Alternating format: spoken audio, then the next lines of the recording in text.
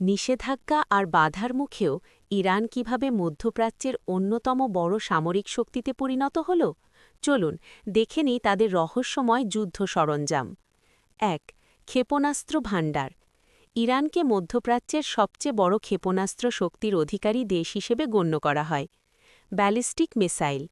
তাদের কাছে খোরাম শাহার 4 সেজিল এবং শাহাব 3 এর মতো শক্তিশালী মিসাইল আছে যা ২০০০ কিলোমিটার বা তার বেশি দূরত্বের লক্ষ্যবস্তুতে আঘাত হানতে সক্ষম অর্থাৎ ইসরায়েল বা দক্ষিণ ইউরোপ তাদের নাগালে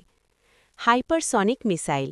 ইরান দাবি করেছে তারা ফাত্তাহ 1 ও ফাত্তাহ 2 এর মতো হাইপারসনিক মিসাইল তৈরি করেছে যা শব্দের চেয়েও কয়েক গুণ দ্রুত চলে এবং বর্তমানের অনেক উন্নত এয়ার ডিফেন্স সিস্টেম ফাঁকি দিতে সক্ষম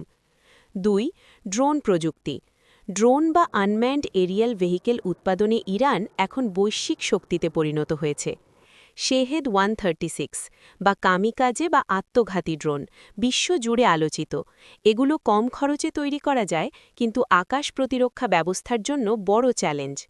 শেহেদ 149 গাজা এটি ইরানের সবচেয়ে উন্নত ড্রোনগুলির একটি যা দীর্ঘ সময় আকাশে থাকতে পারে এবং ভারী বোমা বহন করতে পারে ৩ নৌশক্তি ও জলপথ নিয়ন্ত্রণ ইরান প্রথাগত বড় যুদ্ধজাহাজের চেয়ে ছোট কিন্তু অত্যন্ত দ্রুত গতিসম্পন্ন ফাস্ট অ্যাট্যাক ক্রাফটসের ওপর বেশি গুরুত্ব দেয় ঝাঁক আক্রমণ পারস্য উপসাগরে কয়েক ছোট ছোট স্পিডবোট দিয়ে বড় শত্রু জাহাজকে ঘিরে ফেলার কৌশল সোয়ার্ম ট্যাকটিক্স তাদের অন্যতম শক্তি সাবমেরিন তাদের কাছে নিজস্ব প্রযুক্তির ফতেহ এবং রাশিয়ার তৈরি কিলো ক্লাস সাবমেরিন রয়েছে যা সমুদ্রের নিচে মাইন বসানো এবং টর্পেডো ছোড়ায় দক্ষ ৪ আকাশ প্রতিরক্ষা ব্যবস্থা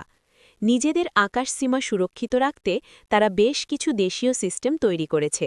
বাবার 307 একে রাশিয়ার S-300 বা S-400 এর প্রতিদ্বন্দ্বী বলা হয় এটি ৩০০ কিলোমিটার দূরের লক্ষ্যবস্তু শনাক্ত করতে পারে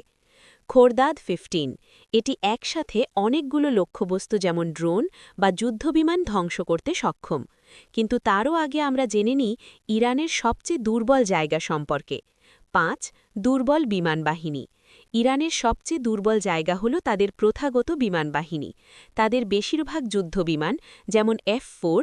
F-5 বা F-14 অনেক পুরনো আমলের তবে তারা সম্প্রতি রাশিয়ার কাছ থেকে Su-35 এর মতো আধুনিক যুদ্ধবিমান সংগ্রহ করার চেষ্টা করছে